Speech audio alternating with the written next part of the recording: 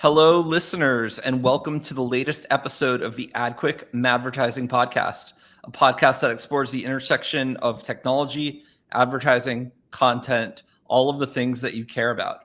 Today, we have a special guest. We have James Allen. He is the CEO and co-founder of Media Disco. What a fun name for a startup. We're going to learn all about it.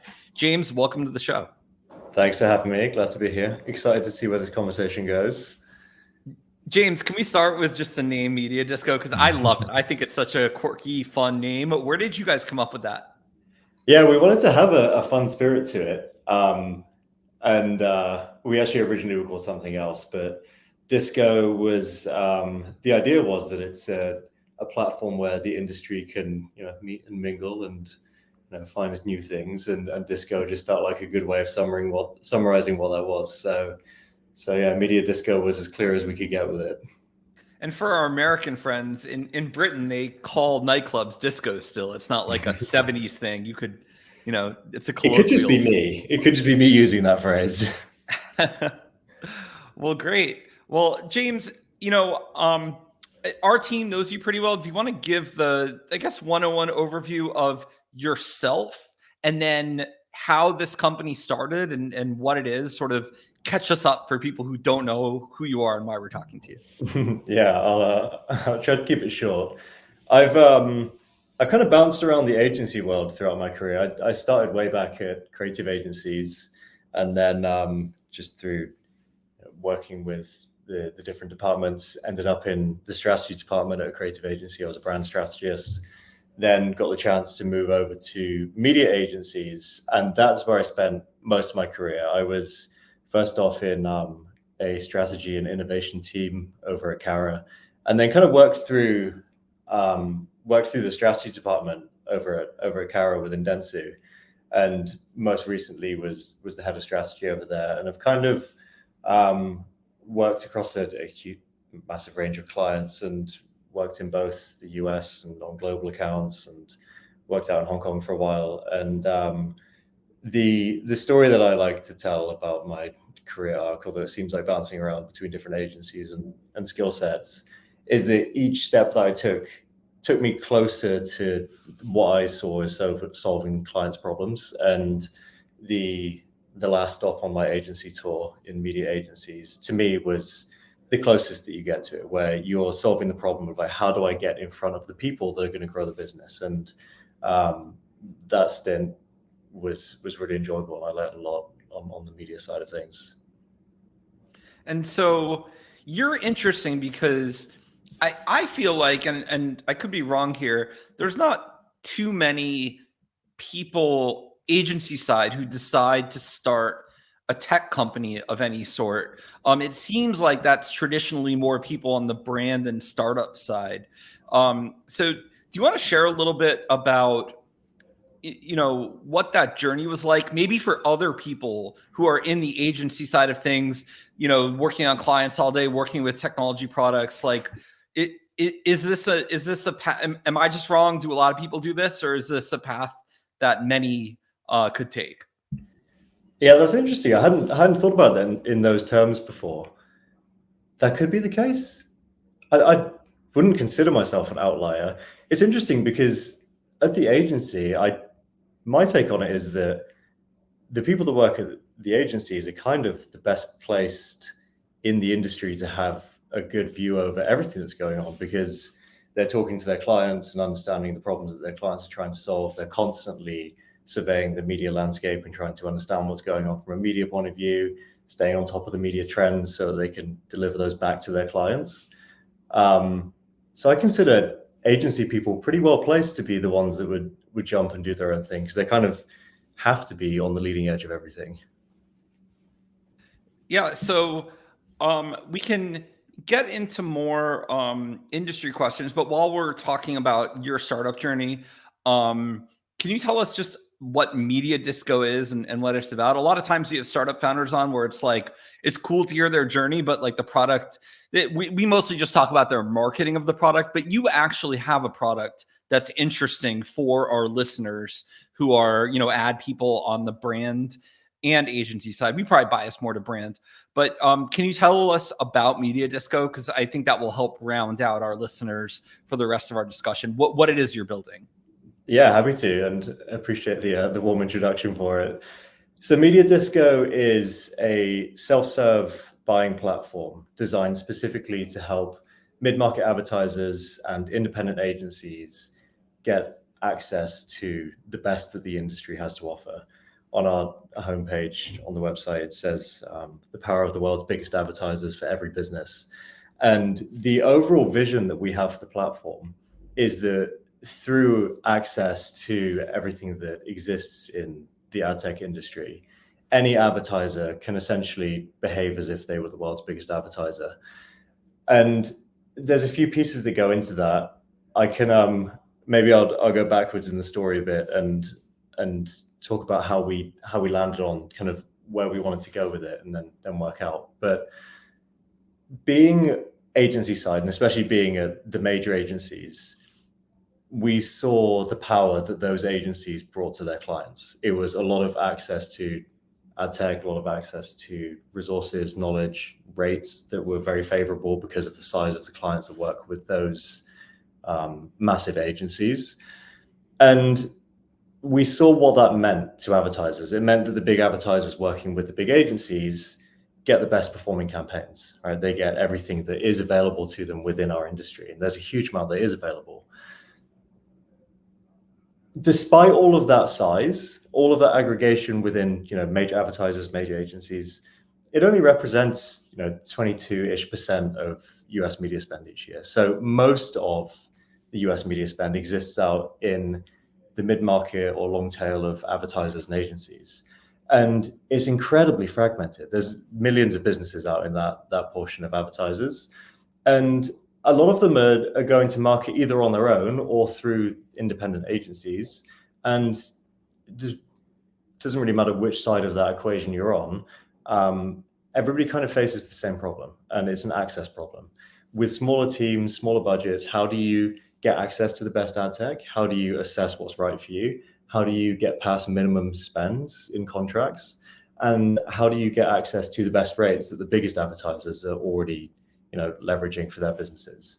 So there was a bit of an imbalance that we saw that despite these smaller advertisers being the bigger portion of the market, they actually weren't getting the same treatment as everybody else. So what we wanted to do was create a platform that levels the playing field through access to technology and rates. And that's what Media Disco is. It lets you get in, find what it is you want to buy almost across any channel, with the exception of linear TV and radio at the moment. And it gives you access to rates that we've pre-negotiated on your behalf as an advertiser, so that essentially you're leveraging the collective spend of the segment rather than just your own media spend. And so is this to be used like kind of like a deals website for ads? Like you're getting just better rates for people since you're buying in group? Is that how to think about it? Do I use you in addition to like, Google and Facebook? How do I think about you in terms of like my actual like ad mix? Yeah, that's exactly it. A lot of the advertisers in that segment are familiar with self-serve platforms. They're already running, Meta, or they're running, Google or Amazon or whatever it may be. We're not here to replace those things, but a lot of advertisers are using those things and looking to expand outwards. So thinking about what other channels can I be in, how can I generate, greater awareness or find new ways to source growth. And there's a lot out there that can be done outside of, those big three self-serve platforms.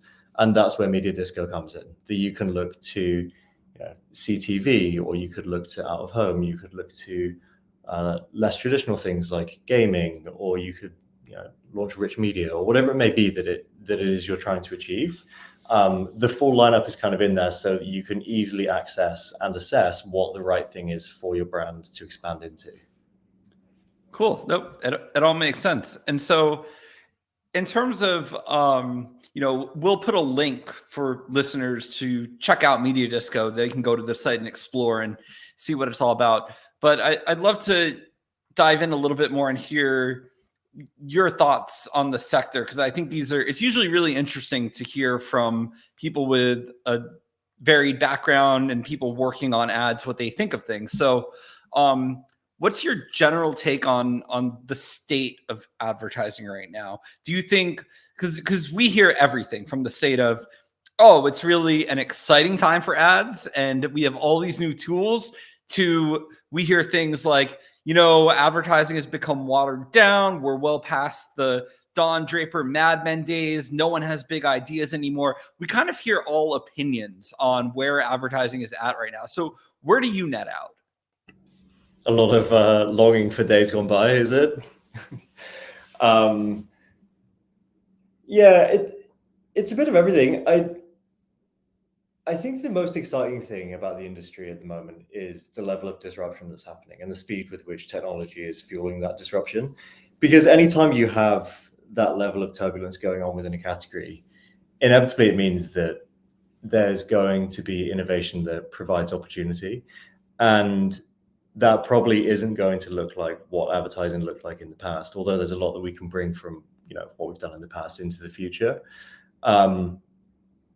So I think it's an exciting time. And I think that the disruption around privacy, around the use of AI, around the emergence of new channels are all really interesting and good developments to shake up the industry and provide new opportunity for advertisers, and hopefully provide new and good experiences for consumers that are seeing the advertising that we're putting out there.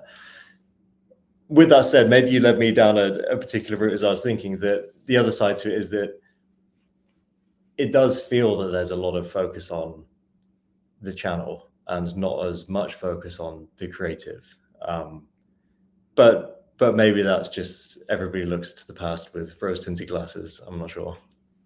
Yeah, I mean, my personal view is everything's amazing on the ad tech side. If you look at like the LumaScape, there's like 14,000 ad tech startups or whatever. There's like no shortage of tools. And I think I think advertisers are lost a bit on the creative side, where they're either using data to justify decisions or to confirmation bias things. And data can be used, really, really well to give consumers what they want when used appropriately. And then at the same time, they're kind of like all of the big, bold, audacious ideas, I think, get thrown out because there's just too many people in the room, and you don't have the Don Draper character saying, no, it's going to be this idea, and, have a strong opinion on something. And I think this actually gets to, we had someone in the past who's well connected in LA and, has done work with, a lot of big media. And he was like, yeah, everything's just consensus now. It's just, and it's not that having a brainstorm is bad. It's more like, when you let ideas get too watered down and everyone has a say, it's like you're building the duck, right? It can kind of fly, it can kind of swim, versus, the eagle or the shark, right? It's just, it's not focused enough. Yeah. There was an article maybe last week or the week before in New York Times about the rise of mid-content across all of the streaming platforms. And I think it's a similar thing to what you're saying, that there's so much new content out there, but also there seems to have been, or at least what this article was saying, there seems to be like a formula that works, and production follows that formula and says, this is what works, it will be okay, people will watch it. But with that, there's less and less real groundbreaking content that comes out. And it comes back to kind of what you were saying, that unless brands, I guess, to draw the parallel, are willing to put a stake in the ground and do something that really stands out and that may be polarizing, then there are less really different creative approaches that come out of advertising. And it's kind of the core of strategy, like what you were talking about, the idea of being, something to everyone, I guess, and not wanting to upset anybody, is leaving out the other side of the strategic process, right? Deciding what you don't want to be. Who do we not want to win with? Who are we not interested in bringing into the brand, and therefore giving us the freedom to lean really far into one particular angle or one thing that we think could be quite interesting and capture the attention of the people that we really do want to win. And if you don't go through that process, then maybe it is that you end up with something that's kind of in the middle that everybody kind of just shrugs at and says, like, yeah, that kind of works.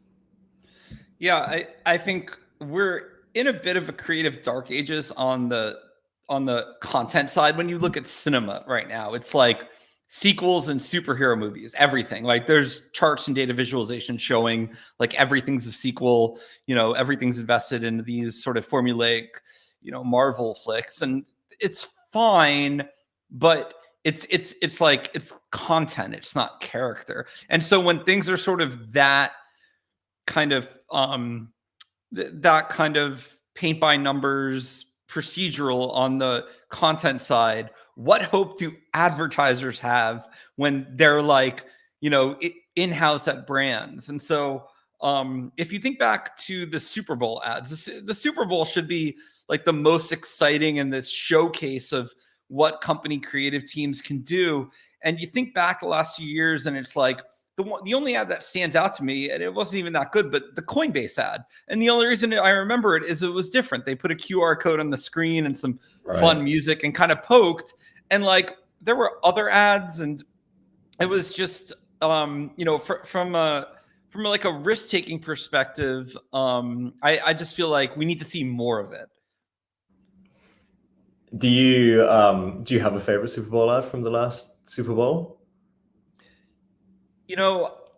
I can't even really remember any of the ads from last year, which isn't good. I see some good ads online on YouTube, some good pre-roll ads, if only because they're very targeted to me. And now it's not even as much about the creative, but it's about the targeting and the relevance. And I end up buying things from those ads, and they're also right there so I can click on them. So, and now that I'm working in out of home, I'm like acutely aware of really clever billboards where I saw them before and I like register, but now I'm like kind of taking notes on, hey, this company is like really thoughtful about, their language choices and their design work. And I think out of home is cool because it's the one ad format that people organically share with their friends on social every day. Like you see people who take pictures of clever billboards or selfies with them. You don't see that with any other ad format. So it's a cool medium. I think it's very American too, to go into New York City and want to take some photos in Times Square and whatnot.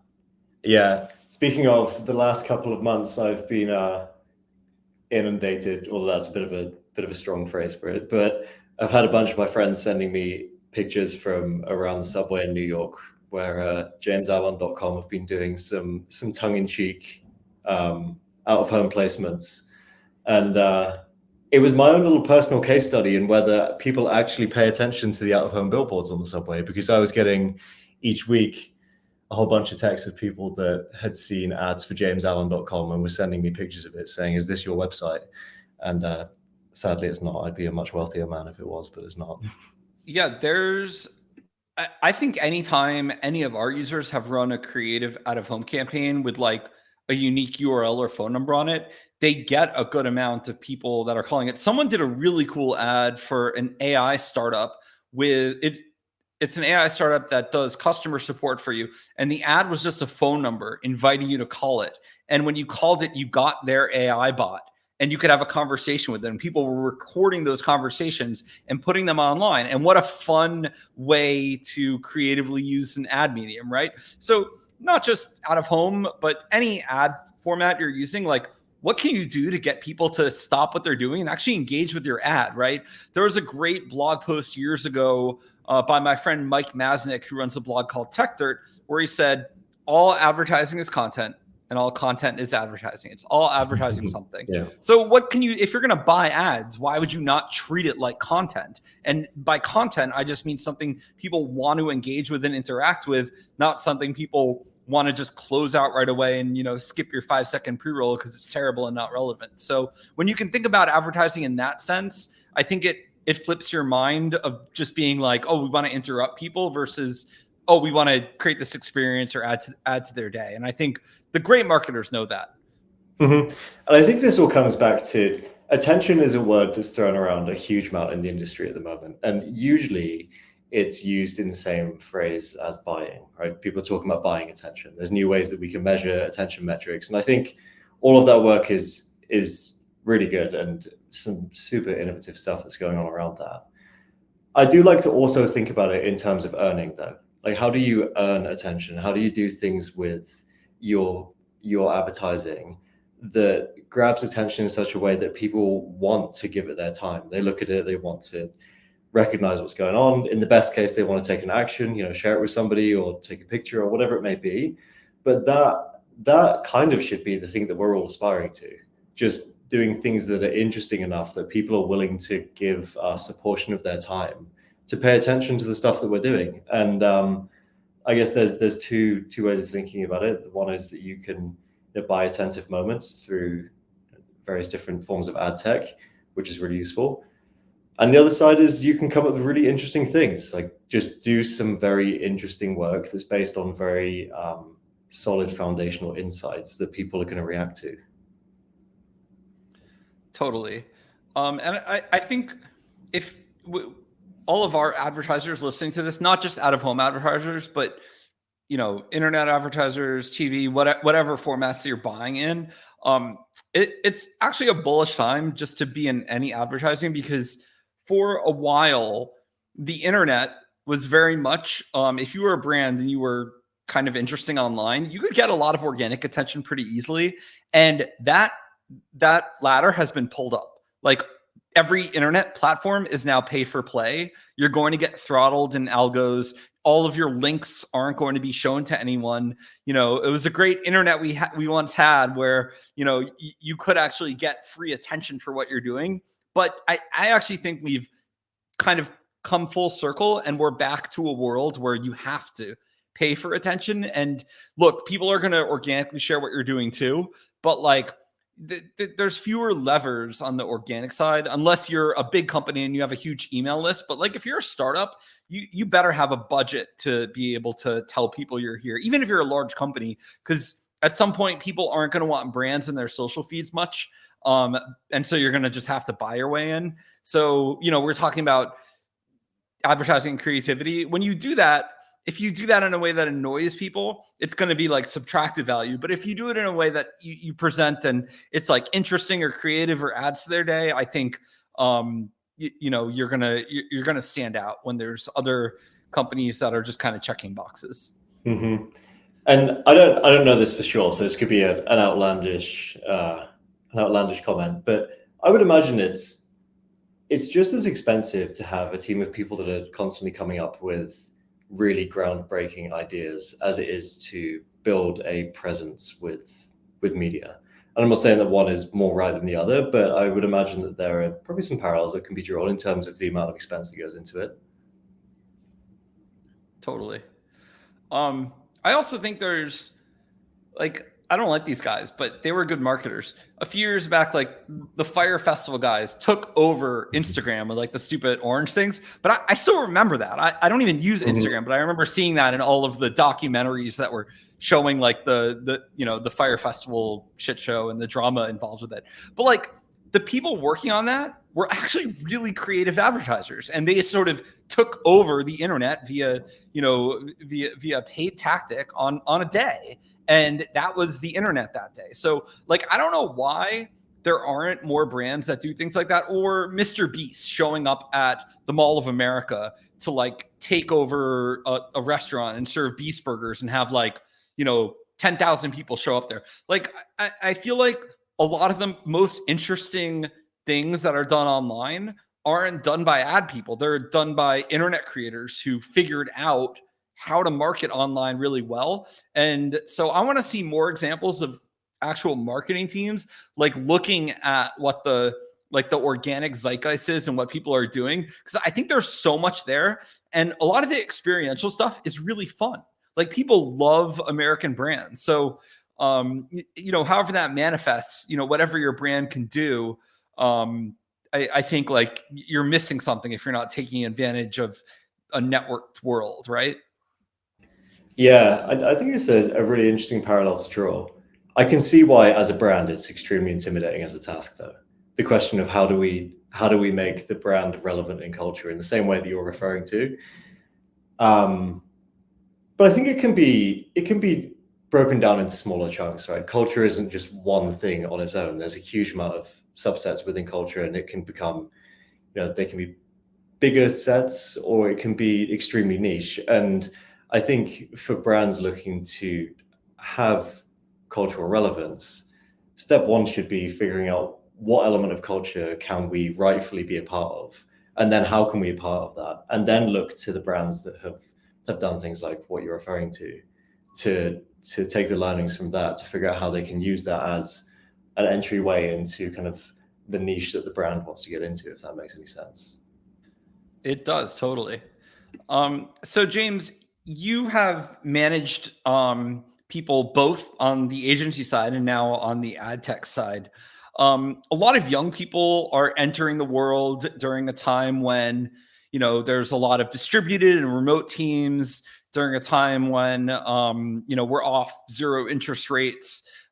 There's tech layoffs and other industry layoffs.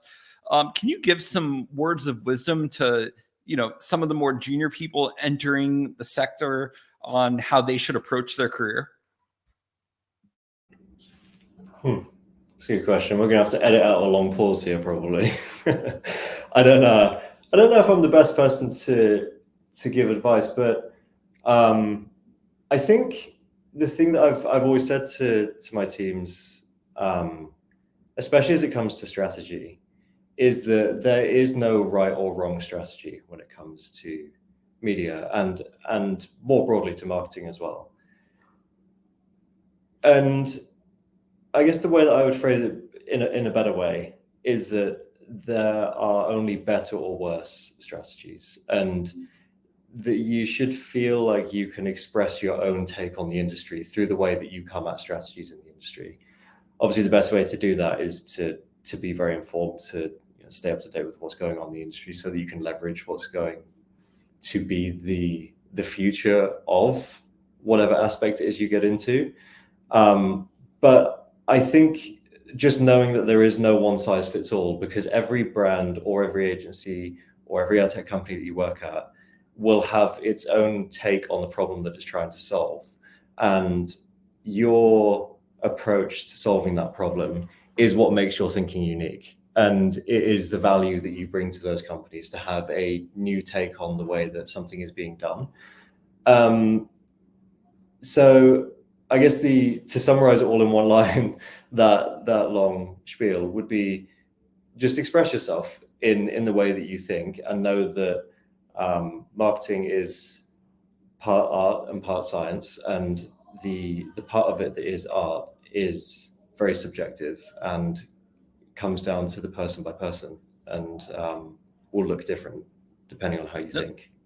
I think that's a great answer. When I started my marketing career, I was basically encouraged to be vocal in meetings, and a lot of times I was surprised how often the ideas I came up with ended up being the winning idea that we went with. So Right. I think that you're absolutely right to speak up, and there's a lot of reasons for that. I think that for a lot of types of businesses, if you're a young marketer, you're unencumbered by a lot of the baggage that you and I are when we're coming Right. up with ideas, and a lot of times that sort of beginner's mindset is useful for creativity. And that's not to say every idea you have is going to be right, but a lot of times those starting points where you're kind of you're just unencumbered, like you can be a great resource for things. So hopefully you're working with a team that isn't just the hippo, right? The highest paid person's opinion, and they do like ideas from all directions. Yeah, I like that take, to use the early stage of your career to take big swings with ideas and see what you can do with it. As long as it's all grounded in something, then everything's fair game.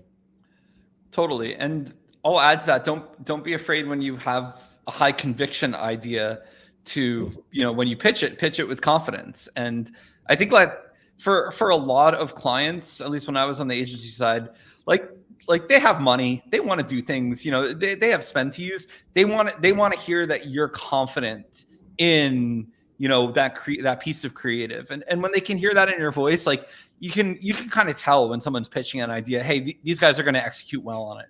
So, so we obviously have to talk about AI. I can't talk to anyone on the tech side without talking about AI.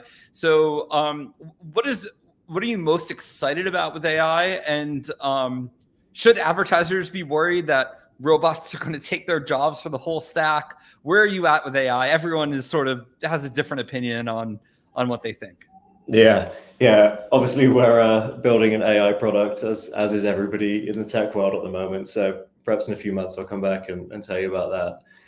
AI is a really interesting one for the marketing industry. I think there's two areas that I personally think are probably two of the most, or at least for me, they are. And they're both kind of centered around insight. I find that insight in whatever form is the grounding point for all of the best work in our industry. And the more that we're able to use AI for that purpose, the better. And one of them is in the insights that are mined from data, which I think there's a few companies out there that are doing interesting things in that space. And with more and more data available than we've ever had, the better that we can leverage AI to find things and patterns and areas in the data that we perhaps would have overlooked, the better. We're going to find things that make brands unique or give them the ability to behave in a unique way in their media or how it is they show up in the world. So that would be one of them. And then the other side to it is creative. I think it's a really interesting time for creative, because it's inevitable that people are seeing the videos that are coming out from various different AI companies that have created videos that are incredibly high production quality. And it really does open the door for smaller advertisers to create things that would ordinarily be probably way outside of budget levels to get in their advertising. But again, coming back to insight, I think the interesting tension there is that, at least from what I've seen in the creative space, it's a lot of generative AI that's able to produce really, really high quality creative. I don't know whether it can produce really, really high quality insights or really high quality concepts. So to come back to your part about should advertisers and agencies be fearful of AI taking everybody's jobs, I think that there still is that human side of the industry where sometimes it takes a person or a group of people to land on and define a really clear insight and then turn that into a really strong strategic concept. From there, probably the future may lie with people who are really highly skilled at instructing AI on what to do. So here's our creative concept based on this insight. We'd like it to look like whatever it may be. I think that might be where the future of AI is leveraged within the creative side of the business. And people that are already highly skilled in that side of the business, I'm hoping will come out as the winners. I hope that I wouldn't be able to get in and create, production quality creative with absolutely no experience in it, but we shall see. Yeah, I think as it stands right now, I feel bad for all of the stock photographers and stock videographers, because I'm already using AI generated stock photos for things and they work great. And one could argue that's not a great business to be in anyway, because it's kind of a race to zero. So I do think it will get interesting where small scrappy agencies can do like Gray or Ogilvy level creative. And like you said, it comes down to the idea, and the machines, the machines might be able to make the pretty visuals, but without the actual concept. Even if you're going to use AI to help flesh out a script, you still have to have the spark of what that script is going to be. So I agree, we're not fully extracting humans from the process yet. And I think that it's any examples where it's been like any of like the fully AI done things, even the fully AI done songs, it's like it's very gimmicky, right? There's no like, you don't want to watch it more than once. It's very postmodern, like, oh, okay, you know, they did this thing, and you watch it and you look, it's very much spectacle versus, you know, like iconic, like the, you know, Coke polar bears, right? Like, and I think I'm going to go back to this. I think advertisers have to think about, how am I going to be iconic? How am I going to actually create something that's memorable, that stands out? And whether it's with AI or with human powered creative, we'll probably see a bunch of bespoke shops that are like, we don't use any AI, right? And like for some brands, it's like, you know, like we buy artisan cheese or whatever. There could be that for actual digital creative work, which is kind of antithetical, but it could be where we get to. Right.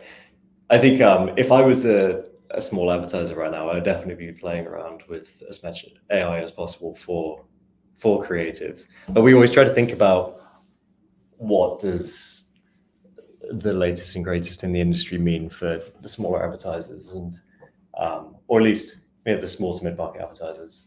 And I think that it is one element that will, for them, to come back to the phrase, to level the playing field, to get really high quality creative without without a huge shoot or whatever it may be that comes with that. Totally.